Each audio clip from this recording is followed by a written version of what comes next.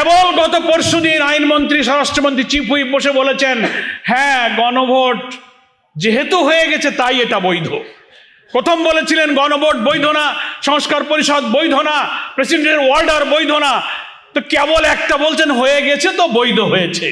সরকারি দলকে বলবো, আপনাদের বাইরে সিনিয়র আইনজীবী, সংবিধান বিশেষজ্ঞ, আইনজ্ঞ প্রচুর আছে। সেমিনার, গোল টেবিলের আলোচনার দিকে নজর দিন।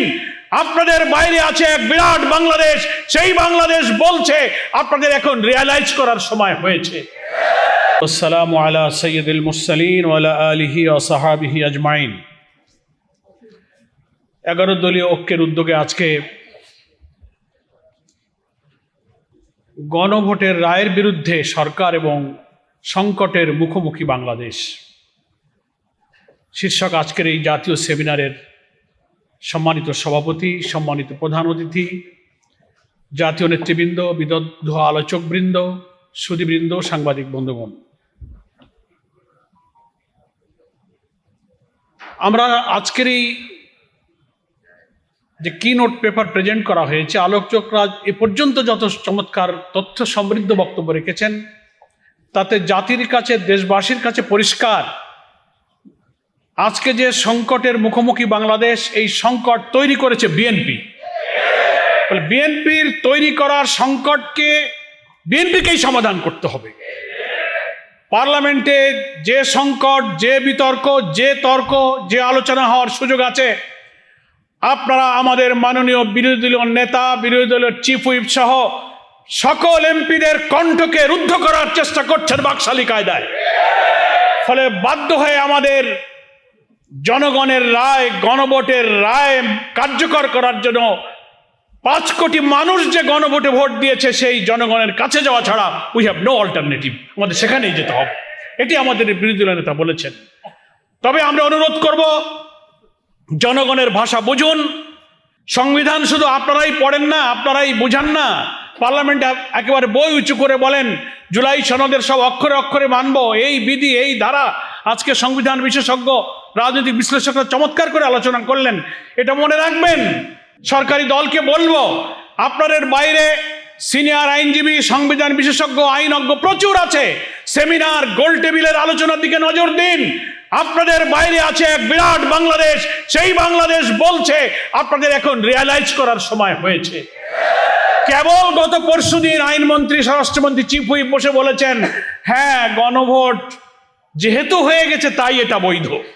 প্রথম বলেছিলেন গণভোট বৈধ না, সংস্কার পরিষদ বৈধ না, প্রেসিডেন্টের অর্ডার বৈধ না।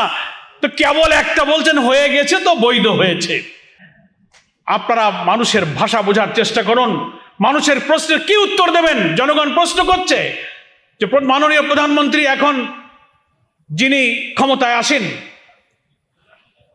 নির্বাচনের আগে তিনি উত্তরবঙ্গে আবু সাইদ মুগ্ধর কবর জিয়ারত করতে গিয়ে তো শেষ পর্যন্ত গণভোটে হার পক্ষে ভোট দিতে বলেছে। মানুষ আমাদের প্রশ্ন করে, তাহলে প্রধানমন্ত্রী তো দেখলাম গণমাধ্যমে ভোটের দিন 12 ফেব্রুয়ারি উনি ভোট কেন্দ্রে ঢুকলেন। ভোট কেন্দ্রে ঢুকলেন মানে আপনি হাতে ভোট দিয়েছেন? যদি তা দিয়ে থাকেন, হাতে ভোট দেওয়ার অর্থ হলো 84টি সংস্কারের বিষয়ে, 47টি সাংবিধানিক সংস্কারের বিষয়ে আপনি হাতে ভোট দিয়েছেন, যে হাতে কোনো নোট অফ ডিসেন্ট ছিল না।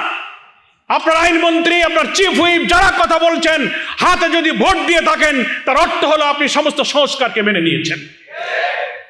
তা যদি মেনে নেন, তাহলে আপনি তার বিরুদ্ধে এখন কথা বলেন, ওটাকে অবৈধ বলেন, ওটা বেআইনি বলেন, তাহলে কি আপনি আপনার দেওয়া ভোটকে অস্বীকার করবেন? আত্মপরিচয়কে আপনি ভুলে যাবেন, আপনি নিজের সিদ্ধান্তকে ইগনোর করবেন? আর তা যদি না হয়, তাহলে আর একটা পথ আছে, পার্লামেন্টে আপনাকে এসে বলতে হবে যে না, আমি হাতে ভোট দেইনি। জাতির কাছে সত্য স্বীকার করুন। পরিশেষে আমি বলতে চাই, যেহেতু আমাদের আসল নেতৃবৃন্দ পার্লামেন্টে যারা লড়াই করছেন, আর অনেক জাতীয় নেতৃবৃন্দ বক্তব্য রাখবেন, আমি এইটাকে বলে শেষ করতে চাই যে সামান্য জিনিস, এখনো ক্ষমতার 5 বছরের অনেক দিন বাকি। শুরুতেই আপনি যে সংকট তৈরি করেছেন তা না করলে ইতিহাসের বড় শিক্ষা হলো ইতিহাস থেকে কেউ শিক্ষা নেয় না। আপনাদেরকে সেই শিক্ষা নিতে হবে। তা না হলে যারা এই কর্তৃত্ববাদী ফ্যাসিবাদী শাসনের দিকে দেশকে নিয়ে গিয়েছিল, তার পরিণতি থেকে আপনাদেরকে শিক্ষা নিতে হবে। জাতির সামনে এখন জ্বালানি সংকট, এখন হামের সংকট, দ্রব্যমূল্য, রেমিটেন্স কিভাবে কমছে, ক্ষমতায় এসে 1.5 মাস পরেননি 42,000 কোটি টাকার মতো ব্যাংক থেকে আপনারা লোন করেছেন। সব জায়গায় আপনারা হাত দিচ্ছেন, অমুককে সরাও, অমুককে পাল্টা, অমুককে রিজাইন করো। আপনার অবস্থা দেখে মনে হয় সেই কর্তৃত্ববাদী ফ্যাসিবাদের দিকে আপনি ধাবিত হয়েছেন। সেখান থেকে ফিরে আসুন, এই সংকটের সমাধান করুন।